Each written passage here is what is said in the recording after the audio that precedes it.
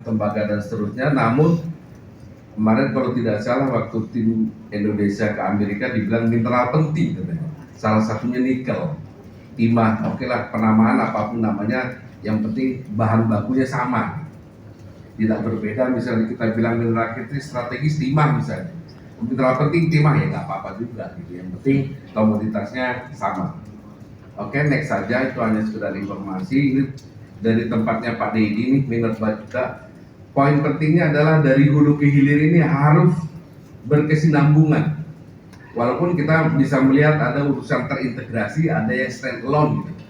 Tapi pada saat tertentu dalam proses bisnisnya tentunya sama.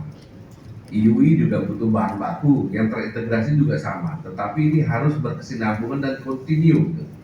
Nah, disinilah peran Menko nanti bagaimana sinergisitas antar KL ini bisa berjalan dengan baik. Salah satu contoh downstream, kemudian upstreamnya bersama-sama bisa berjalan walaupun jaraknya jauh. PT Freeport Indonesia tambangnya di Tembagapura, tapi smelternya ada di Gresik, jauh transportasinya, tapi dia terintegrasi, sehingga perlu peraturan-peraturan tertentu untuk mengantisipasi apa yang harus dilakukan, dan semuanya berjalan dengan lancar. Oke, next saja supaya ini terkait tadi ya roadmap. Ini mungkin informasi dari BKPM ya. BKPM telah mengeluarkan roadmap hilirisasi terkait investasi strategis 28 komoditas. Paling tidak terdapat mineral kritis strategis yang sebelah kiri, ada nikel, timah, tembaga dan seterusnya. Secara kasat mata atau informasi yang diberikan untuk produk domestik brutonya kurang lebih 235 miliar dolar. Lalu kemarin kami coba hitung singkat lah. Kalau dari hilirisasi ternyata kontribusinya hanya 17% dari PDB total. Jadi hilirisasi dibanding dengan PDB total kurang lebih 17%. Ini belum termasuk yang upstreamnya.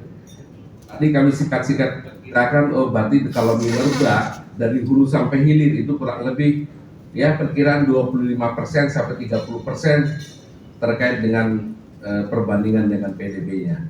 Kalau dengan APBN juga hampir sama, kurang lebih hanya 10%. Dari 3.000 triliun kita menyumbang dari PDB minerba atau minerba migas lah, atau sektor ESDM itu kurang lebih 250 triliun, kurang lebih hanya 10% lah kalau terkait dengan APBN. Tapi kalau dengan PDB kurang lebih, kalau hilirisasi aja 17%. Oke, next.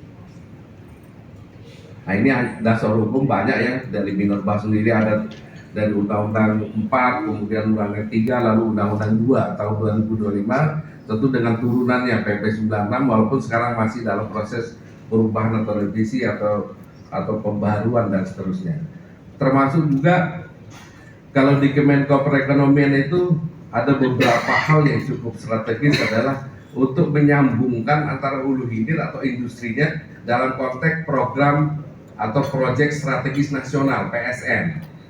Walaupun kemarin dalam keputusan Presiden ada 3 kementerian, Kemenko Perekonomian, Bappenas maupun di tempatnya Pak AHY atau infrastruktur, Kemenko Infrastruktur, tapi nggak masalah. Yang sekarang masih berjalan, tentunya PSN cukup signifikan banyaknya dengan jumlah investasi yang cukup besar, mungkin ribuan triliun gitu. Kemudian next saja nanti bisa diberikan. Nah, ini terkait dengan kebijakan hilirisasinya. Jadi banyak terkait dengan ya mungkin demo ke depan, mungkin tidak hanya demo batubara, tapi mungkin juga mineral terkait dengan industri yang sedang dibangun untuk berjalan. Kemudian ada larangan ekspor biji dan seterusnya yang sesuai dengan undang-undangnya. Kemudian kita paling tidak hanya memikirkan dengan transisi energi, tetapi juga ketahanan dan kemandirian energi. Artinya apa? Ya sumber bahan baku atau paling tidak cadangan sumber dayanya harus kita miliki juga gitu. Kalau tidak nanti kita impor lagi. Oke, next saja. Nah, ini terkait dengan prosesnya gitu, masa lalu kemudian sekarang. Dulu mungkin kita ya biji kita ekspor dulu, tapi sekarang sudah nggak lagi. Mungkin nikel pig iron barang sudah semi jadilah, walaupun diolah juga nanti diekspor lagi, tapi paling tidak nilai tambahnya cukup signifikan bagi penerimaan negara. Karena kalau dari Kemenko kita melihatnya siklusnya makro, oh ya, dari bahan baku lalu menjadi bahan jadi atau setengah jadi, lalu barang end product kira-kira kontribusinya seberapa besar, berapa kali lipat gitu. karena ada yang bilang 20 kali lipat, ada yang bilang 100.000, dan tergantung produk produknya apa. Next saja. Nah, tadi sudah disinggung juga oleh Pak Julian. Kami juga sudah melihat beberapa aturan, dasar hukum dan seterusnya. Kalau secara spesifik terintegrasi ESG kita belum ada, kecuali peraturan OJK, itu pun terkait dengan perbankan. Kemarin kalau tidak salah International Award itu dapat BSI, Bank Syariah Indonesia dan seterusnya. Tapi kalau untuk di mining parsial, saya bisa lihat di Permen 26 tahun 2018 tadi Pak Julian bilang, kemudian di Kepmen 1827 2018 juga sama terkait dengan mining praktis dan seterusnya. Tetapi di undang-undang juga bicaranya ada lingkungan, tapi tidak spesifik, tiga-tiganya ada dalam satu konteks peraturan. Tata kelolanya sendiri-sendiri. Untuk sosialnya ada PPN, dulu ada Permen PPN atau juga CSR di BUMN dan seterusnya. Jadi ada ketentuan, tetapi tidak satu kesatuan. Tadi singkat bicara dengan teman dari Ex-Mapes, harusnya ada perpres. Gak usah panjang-panjang, 2 lembar aja.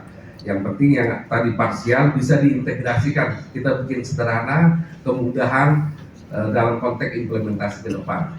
Jangan berat-berat, kita bikin yang mudah-mudah aja, karena persoalan hidup kita udah berat. Ya itu jadi pertimbangan. Kemudian next saja sama